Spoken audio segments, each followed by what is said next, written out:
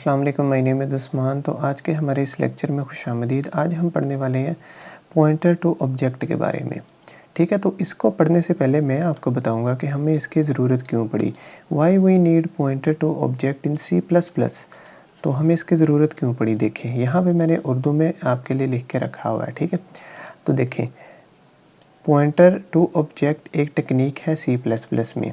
ठीक है, तो सी प्लस प्लस के अंदर पॉइंटर टू ऑब्जेक्ट एक टेक्निक है, एक तरीक़ाकार है। ठीक है, जो कि रन टाइम पर मेमोरी को एलोकेट करने की और मेमोरी को डिलीट करने की इजाज़त देता है। तो ये टेक्निक क्या करती है कि ये हमें रन टाइम पर मेमोरी को एलोकेट करने की, ठीक है, मेमोरी को बनाने की और मेमोरी को डिलीट करने की इजाज़त देता है। ठीक है, तो देखें, पहले क्या होता था कि जब हम अब क्लास का ऑब्जेक्ट बनाते हैं, या ना, तो जब हम किसी क्लास का ऑब्जेक्ट बनाते हैं, ठीक है, तो ऑब्जेक्ट को मेमोरी एलोकेशन होती है रैम में। तो इसका मतलब क्या है कि जब हम क्लास का कोई ऑब्जेक्ट बनाते थे पहले, तो उसको मेमोरी एलोकेट होती थी रैम के अंदर। ठीक है, जो कि प्रोग्राम बंद होने के बाद भी मेमोरी में स्पेस लेता है। तो क्या होता था कि वो जो ऑब्जेक्ट होता था हमारा, ठीक है, जो हम किसी क्लास के अंदर बनाते थे क्लास का, तो वो प्रोग्राम बंद होने के बाद भी मेमोरी लेता था रैम के अंदर। ठीक है, तो हम डायनेमिक मेमोरी एलोकेशन का इस्तेमाल करते हैं ताकि रन टाइम पर मेमोरी एलोकेट हो जाए और जब प्रोग्राम एंड हो तो मेमोरी फ्री हो जाए।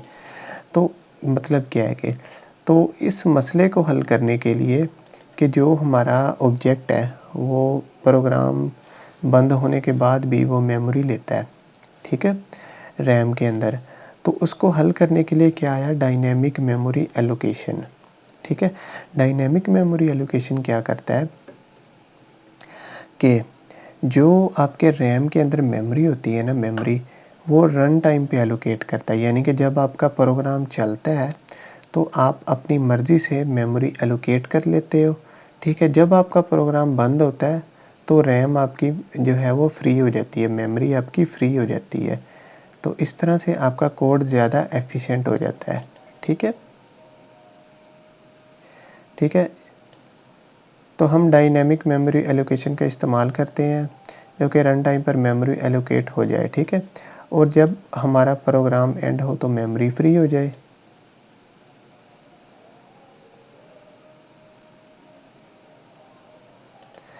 ठीक है, तो क्या होता है कि हम डायनेमिक मेमोरी एलोकेशन का क्यों इस्तेमाल करते हैं कि हमारा जो प्रोग्राम है वो रन टाइम पे मेमोरी ले और उसके बाद जब हमारा प्रोग्राम एंड हो तो हम मेमोरी हमारी फ्री हो जाए। ठीक है, तो इस काम को हम करने के लिए क्या करते हैं, सी प्लस प्लस में न्यू का कीवर्ड यूज़ करते हैं और डिलीट का कीवर्ड यूज़ करते हैं। किसका यूज़ करते हैं, न्यू कीवर्ड और डिलीट कीवर्ड। न्यू कीवर्ड क्या करता है कि रन टाइम पे मेमोरी एलोकेट करने में मदद देता है, ठीक है, एवरी टाइम जब ऑब्जेक्ट बनेगा। ठीक है, और ये रिटर्न करता है एड्रेस पॉइंटर को। ठीक है, अब गौरतलब बात ये है कि इसके अंदर पॉइंटर भी इस्तेमाल होता है। ठीक है, तो हमारा न्यू क्या करता है कि मेमोरी जो है वो एलोकेट करता है और ये मेमोरी जो है वो रिटर्न करता है किसको, एक पॉइंटर को। ठीक है,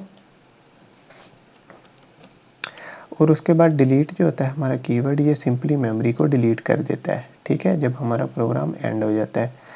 तो उसके बाद अब देखें पॉइंटर टू ऑब्जेक्ट। अब आपको समझ आ गई हमने क्यों इस्तेमाल करना है। तो देखें, pointer to object are variables, ठीक है, that store memory address of object of other object. ठीक है, तो ये क्या होते हैं कि ये आपके वेरिएबल होते हैं, ठीक है, जो कि क्लास टाइप के होते हैं। ठीक है, जो कि क्या करते हैं कि जो ऑब्जेक्ट का किसी दूसरे ऑब्जेक्ट का एड्रेस को स्टोर करते हैं। ठीक है, अच्छा,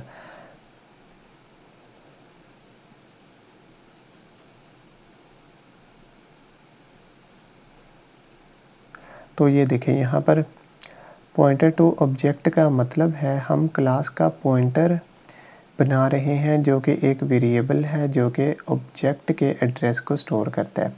ठीक है, तो हम क्या करते हैं, इसका पॉइंटर टू ऑब्जेक्ट बनाने के लिए पॉइंटर टू ऑब्जेक्ट वेरिएबल बनाने के लिए हम क्या करते हैं, क्लास का नेम लिख देते हैं, ठीक है, और स्टैटिक ऑपरेटर का इस्तेमाल करते हैं और अपने ऑब्जेक्ट का नेम लिख देते हैं।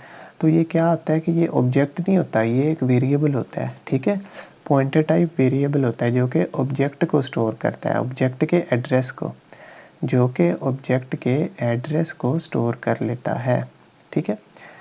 तो अब यहाँ पर एक प्रोग्राम है, इसकी मदद से आपको अब क्लियरली समझ आ जाएगी, ठीक है।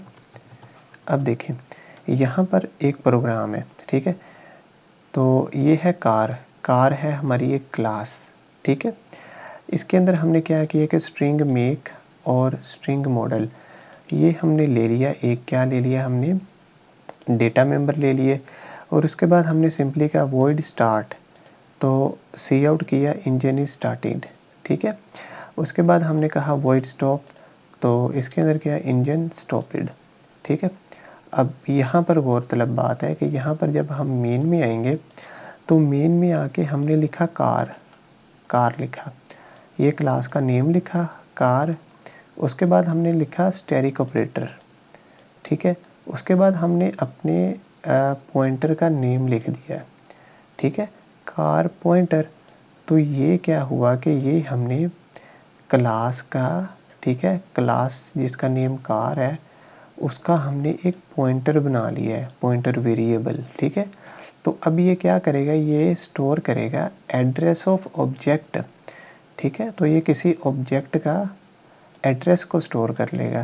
तो अब यहाँ पर देखें नीचे, इसकी समझ आ गई होगी आपको, ये कार जो है, जो भी आपकी क्लास का नेम होगा वो आपने लिखना है, उसके बाद स्टैटिक ऑपरेटर लगाना है और यहाँ पर अपने पॉइंटर का नेम लिख देना है। मेरे केस में मैंने इसको कार पॉइंटर लिखा है, तो ये क्या बन गया है, ये एक पॉइंटर वेरिएबल बन गया है ऑफ टाइप कार, ठीक है।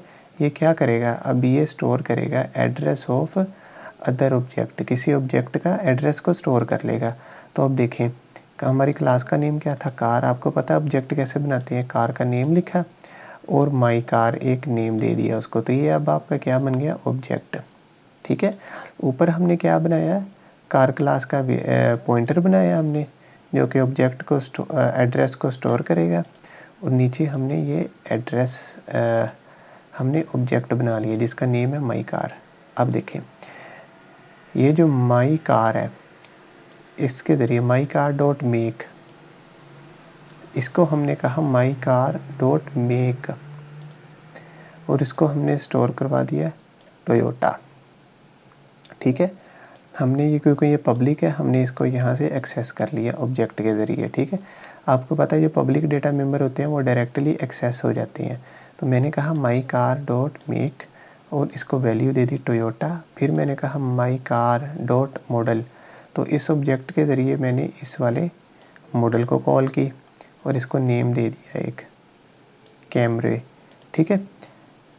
तो इसके बाद मैंने क्या किया, ये जो हमारा पॉइंटर वेरिएबल है, ठीक है, इसका यूज़ किया इज़ इक्वल टू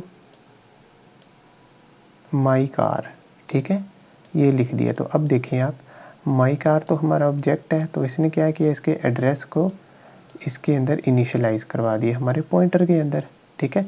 यहाँ पे मैंने लिख भी दिया pointer point car pointer to the address of my car object, ठीक है। तो ये क्या कर रहा है, माई कार ऑब्जेक्ट है आपका, तो ये इसके एड्रेस को स्टोर कर रहा है कार पॉइंटर, ठीक है। इसके बाद हमने क्या किया कि कार पॉइंटर, और हम यहाँ पर एरो का यूज़ करते हैं, ठीक है। पहले हम सिंपली क्या करते थे, हम डॉट का इस्तेमाल करते थे अपने ऑब्जेक्ट के साथ और अपने मेंबर फंक्शन को कॉल कर लेते थे, लेकिन इसके अंदर अगर आपको क्योंकि आप पॉइंटर का इस्तेमाल कर रहे हैं तो आप यहाँ पर एरो का इस्तेमाल करेंगे और फिर अपने डेटा मेंबर को कॉल कर लेंगे, मेंबर फंक्शन को कॉल कर लेंगे, ठीक है। तो हमने क्या किया, कार पॉइंटर का इस्तेमाल किया, एरो का इस्तेमाल किया और यहाँ पर ये हमने स्टार्ट वाले फंक्शन को कॉल कर लिया, ठीक है। उसके बाद हमने कार पॉइंटर का यूज़ किया और सिंपली एरो का इस्तेमाल किया और स्टॉप वाले फंक्शन को कॉल कर लिया, ठीक है। तो अभी हम इसको एग्जीक्यूट करते हैं।